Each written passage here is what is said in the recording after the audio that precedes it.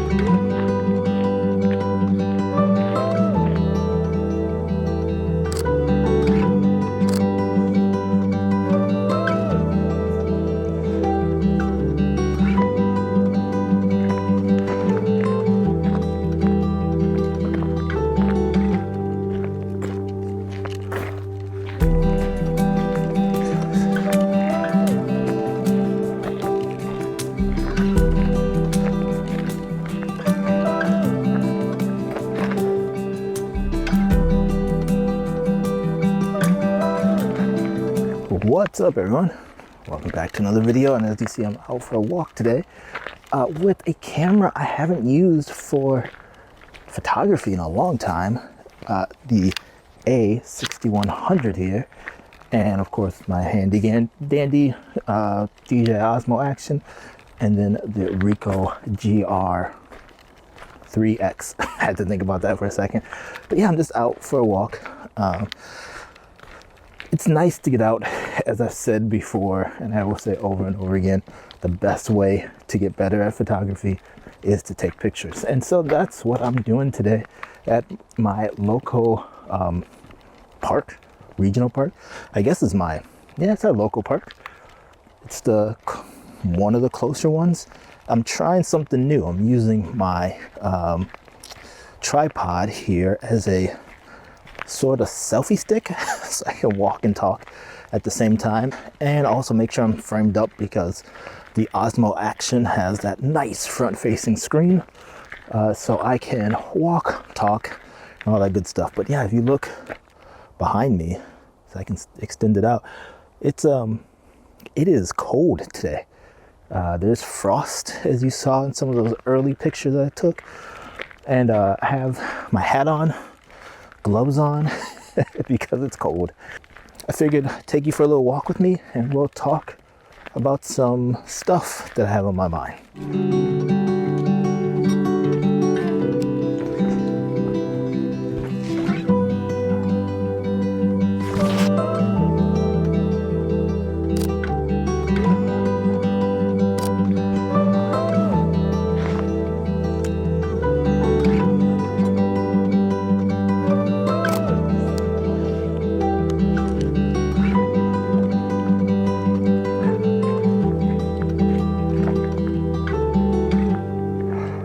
So anyone who's been on my channel for a while knows that I always say gear really doesn't matter. It's about your practicing and what you do with your gear that really makes a difference. And I wholeheartedly believe that, obviously, so I wouldn't say it. But there are times when gear can help you take better pictures. As you saw today, I've been using the Sony A6100, which is something I haven't used in a long time for photography. I use it all the time for video. Whenever you see me doing talking head stuff in my office, I'm using the A6100, and it is perfect for that. What it's not so great at is places like this, outdoors, where it's not a lot of light, because it doesn't have in-body image stabilization. Now, the lens I'm using, the 70-300, does have in-lens stabilization, so that does help. But I've learned that the type of photography that I like doing, these landscapes, especially in these darker woods, you need in-body image stabilization if you're going to handhold your pictures. And something that I've been getting into more, or want to get into more, is bird photography. And these places are amazing for that. However, the camera that I've been using and I love, and I still recommend, I'm not getting rid of it, doesn't really work all that well for this type of photography. So I've been looking to upgrade. Well, I probably am going to upgrade to the A6600. I'm still staying with Sony, still staying with the APS-C because I love it. The sensor that's in this camera is also in the A6600, and it's an amazing sensor. I really do like it. But for the type of photography that I want to get into, I do need to upgrade my camera. Now, I'm keeping all the same lenses. I'm not upgrading lenses or anything like that. And again, what's great with the Sony cameras, whether I'm using the A6100, A6600, or A7 II, all my lenses can go back and forth for the most part. I don't really use my APS-C lenses on my full frame camera. Now, do I think the A6100 is still a good camera? Absolutely. It is an amazing camera. I highly recommend it, and I'm going to still use it in the studio and also use it as a backup camera. If we go like on a vacation, as a once in a lifetime vacation, I'll bring the A7 II and the A6600 and then bring the A6100 as a backup, or even bring the A6100, A6600 as my two main cameras, and leave the full frame camera at home. Now, what got me thinking about this is the way that I use my Ricoh and Fuji XF10. The Ricoh has in-body image stabilization. The Fuji doesn't. And I've realized I use my Ricoh camera all the time because of that.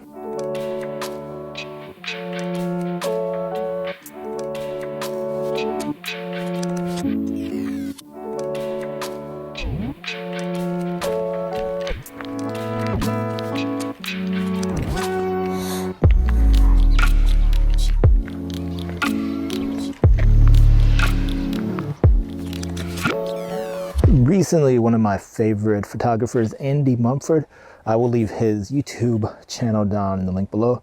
He put up a what's in my bag video, and something that was really interesting is he had two different kits. He had a digital medium format kit with his GFX 100S.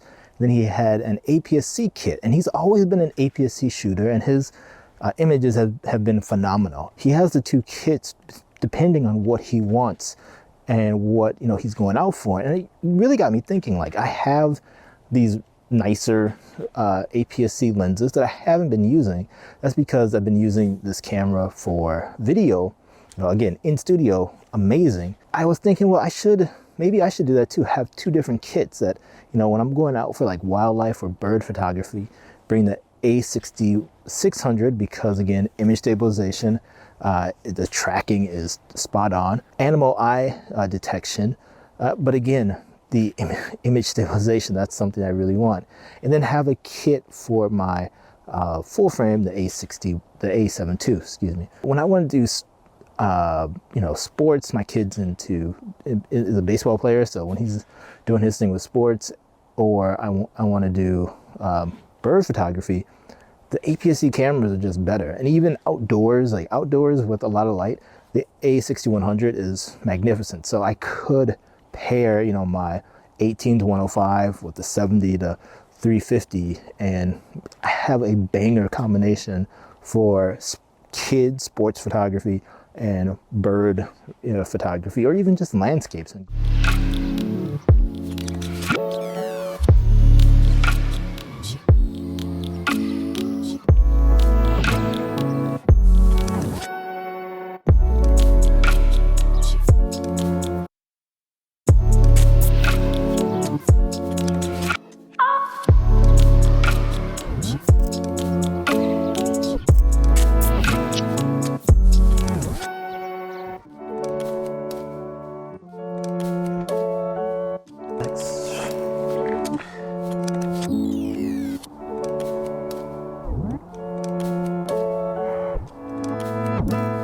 All right, we're gonna finish this video off in the car because it got way too cold out there, and you don't want to see me with snot dripping down my nose. So overall, when you're looking to upgrade your gear, don't be afraid to do so. I know you hear me and other people say gear doesn't matter, but it can matter, and sometimes it does matter. when, you know, the gear that you currently have can't, you know, you outgrow it or just can't do what you want it to do. Now, there are times when things like gigapixel AI can help you like enlarge a picture. Yeah, you could use that. Or you can like stitch together pictures to get a wider angle, you know, wider images, so you don't have to spend money on that. But for me, for the type of photography that I want to take and for the type of situations I've been putting myself into, going into the woods and into the forest, yeah, having image stabilization is better for me. Now, it's not for everyone. I know there's going to be people who say, hey, wildlife photographers have been taking amazing images for years without image stabilization. And to that I say, you're right, 100% right. But I want something with image stabilization. Are there rumors of a new camera coming out? I don't know. Like, that's the one thing that I do say, you know, you can't put blinders on. You don't have to worry about what's always coming out. You know, find the gear that works for you and go ahead and go for it. Thank you all for watching this video. My battery is about to die, so I'm going to wrap this up. Head on over to my website if you want to see the pictures that I took in this video. Also, I have a newsletter coming out. I know I've said that before a while, but it's actually coming out end of this month. So please sign up to receive that. I will be talking about Lightroom tips, but also interesting and inspirational videos that I find, quotes that I share, articles, that kind of stuff. So go ahead and sign up on my website, kwame.me. Thank you as always for watching this video. Go pet a dog, and I will see you in the next video. Talk to you later. Bye-bye.